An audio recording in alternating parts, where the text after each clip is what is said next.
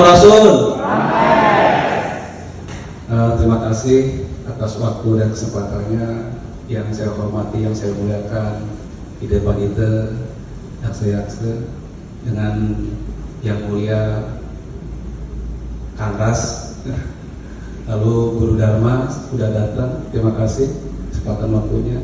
Lalu para narasumber, beliau yang saya hormati luar biasa sebagai perwakilan Yayasan Anak Kresna, lalu saya panggil beliau Dalang, Ki Dalang, karena beliau memang profesinya sebagai dalang, lalu sebagai moderator. Saya hormati sekali. Izinkan untuk membahas Sang Hyang Sisa Kandang Keresya. Di depannya ada kata-kata Sang Hyang. Sang Hyang itu untuk orang Sunda itu artinya Tuhan atau yang maha mulia atau yang dimuliakan atau pangarsa numatawasa. Itu kata-kata Sang Hyang. Maka ada Sang Hyang Sira, Sang Hyang dan sebagainya. Itu kata-kata yang disucikan dan dimuliakan.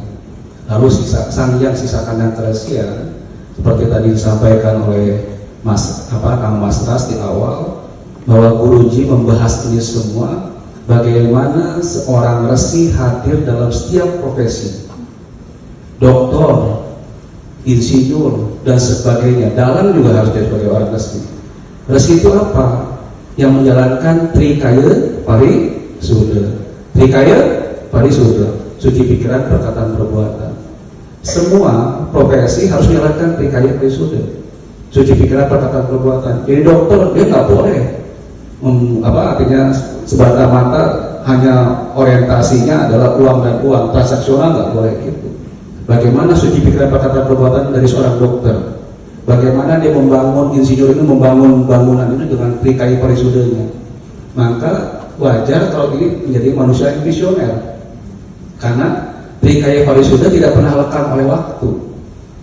Saya bicara tadi dengan beliau, Trikaya Parisuda itu dilakukan oleh semua leluhur kita berdasarkan Trikaya Parisuda.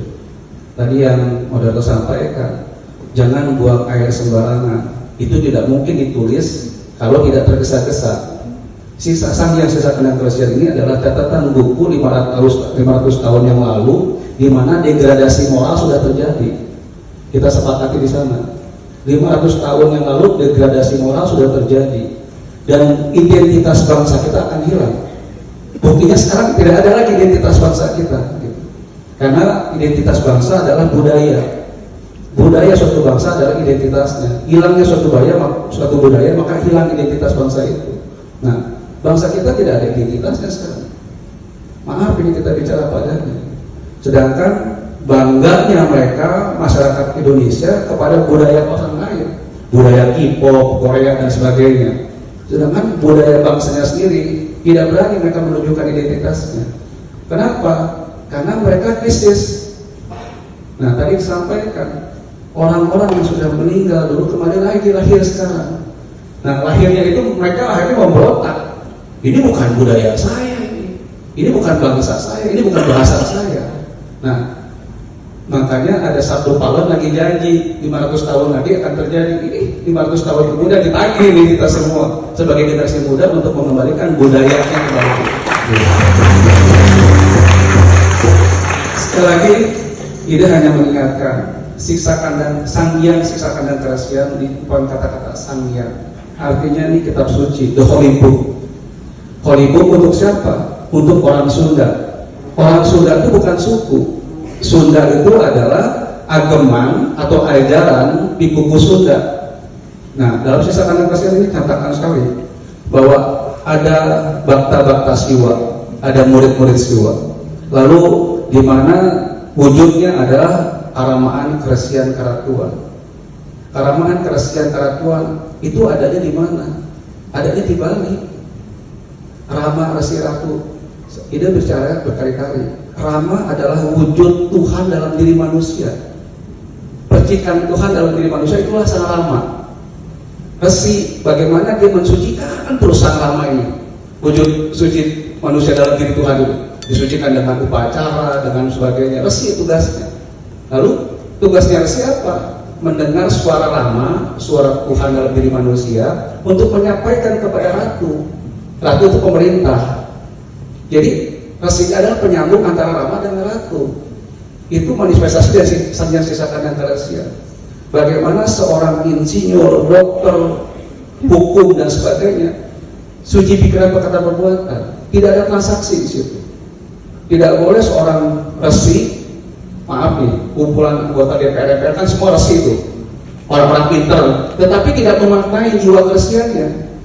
Artinya dia tidak amanat, dia lupakan amanatnya, dia korupsi, dia jalankan amanatnya lalu hianat dengan amanatnya. Dia perkaya dirinya dengan amanatnya. Itu salah gitu. Karena seorang resi tidak bisa memperkaya dirinya. Seorang resi itu harus mati dalam kehidupan dan hidup dalam kematian. Itulah resi yang sejati. Tidak ada transaksional. Dia dipelihara oleh alam semesta, oleh Sang Hyang Widi, oleh Pangsanu Kawasa. Itulah resi. Jadi di saat dia bertransaksi pada sesuatu, itu bukan dari resi lagi. Tadi seperti akan sampaikan, buang air jangan sembarangan, buang air besar jangan sembarangan. Itu ajaran-ajaran leluhur kita. Tadi seperti tadi saya salaman, saya selalu merendahkan diri depan yang saya salaman. Maaf itu ajaran Sisa Kandang Karasya. Ulah nemokeun awak, ulah nemokeun ngaran, ulah nemokeun kabisa, ulah, jangan. Jadi jangan memperlihatkan kamu siapa, jangan memperkenalkan diri kamu siapa, jangan memperlihatkan kemampuan kamu apa. Nanti suatu saat juga orang lain akan tahu siapa kamu. Itu Sisa Kandang Karasya mengajarkan itu. Jadi dalam Sang Hyang Sisa Kandang Karasya kita diajarkan etika, bagaimana menjalankan etika dan moral dalam bentuk perilaku, bukan dalam bentuk wacana. Karena dalam ajaran-ajaran leluhur selalu pitutur yang sampaikan.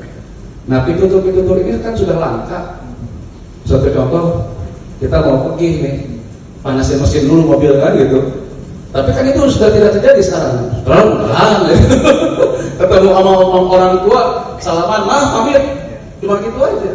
Padahal pikukuh zaman dulu, leluhur kita mengajarkan saling, minta restu sama orang tua, megang kakinya orang tua, minta doa dari orang tua, karena orang tua adalah salah satu guru dari 4 guru tadi. Gitu. Nah, ini tidak pernah terjadi saat ini.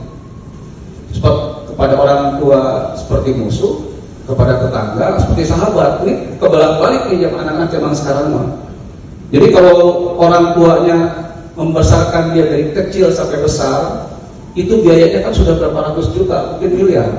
Tetapi tetangga ngasih Holland Bakery, wah ngomonginnya seumur hidup tuh, wah kok itu mau baik, masih saya Holland Bakery dan sebagainya. Sedangkan dia bisa makan dan besar itu karena orang tuanya.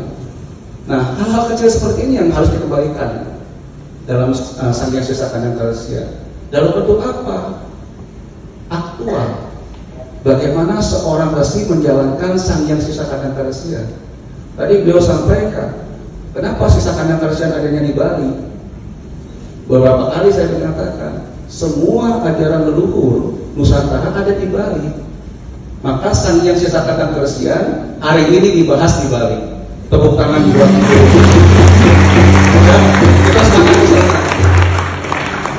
Jadi bagaimana seorang mesti memberikan contoh teladan kepada umatnya, kepada masyarakat, kepada orang-orang yang ingin belajar pada dirinya.